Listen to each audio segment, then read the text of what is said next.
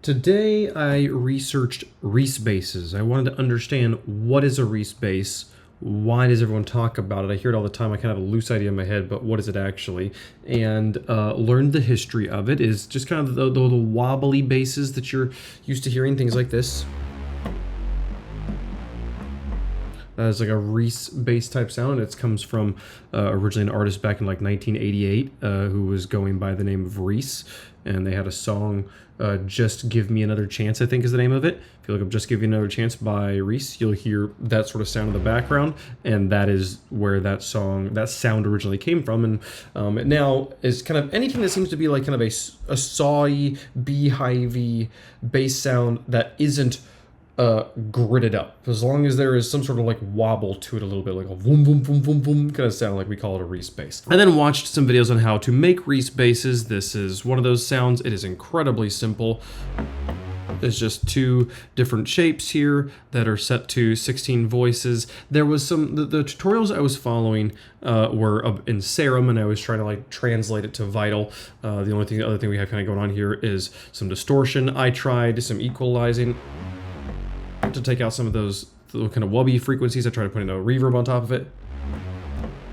Didn't really seem to make any. It didn't seem to add an effect. It just muddied the sound. And then there's a little bit of a filter. That's literally all that's happening here. This incredibly simple sound. The other sounds I tried to follow in that same tutorial, which I'll link down below, were good, much better, cool sounds I was excited to make. But as I tried to follow the tutorial, there was just things that were not translated. And when they went to the advanced tab here, they were able to adjust the width of each sound independently, and this seems to really be what's adjusting the width, this and this. And I don't know that these parameters don't exist in this format in Serum, so I don't know I didn't know where to look in Serum to like see what do you have like your unison detune set to, what do you have your unison detune power set to. I'm gonna be honest, even before they got over to those, they were, or in the other settings, they were like this was the other sound. This is as far as I got before I kind of gave up on it.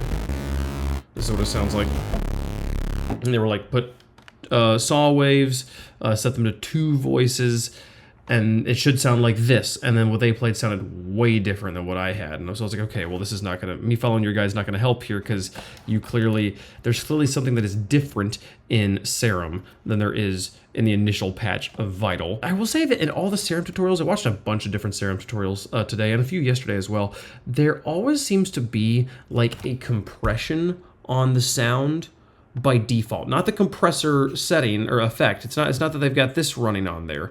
There's, without any effects running, there sounds like I'm hearing compression on the sound.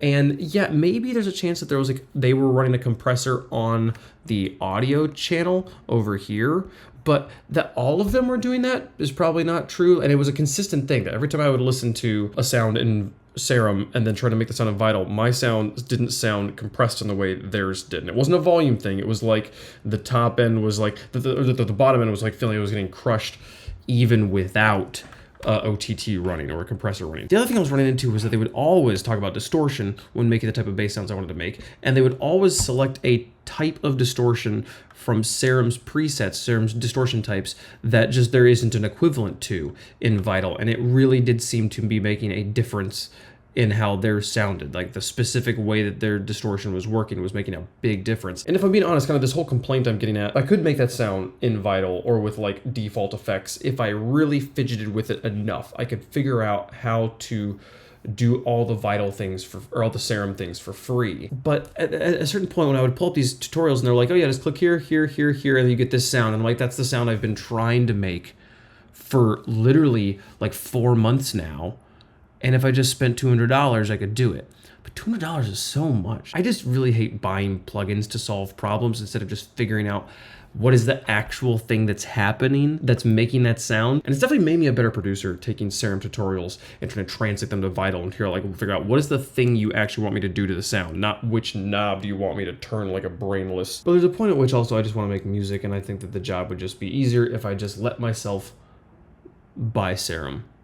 So maybe I'll do that soon, because This sounds nothing like what they had built, and it was what they had built was so cool and I don't know, just like aggressive and fun and punchy and felt like alive. So anyways, today wasn't a progress day. It was learning what the frick is a Reese base and how do we make them, and then also just learning a little bit more about Vital and doing some research into how Vital works and how Serum works, and doing some Googling about Serum, seeing if I could answer some of those questions. Didn't answer any questions, didn't find anything about the natural compression that seems to exist on Serum, but yeah, anyways, it's a cool plugin. They're both great plugins. Got lots to learn on both sides of it. That's all we have time for today. Thanks so much for watching.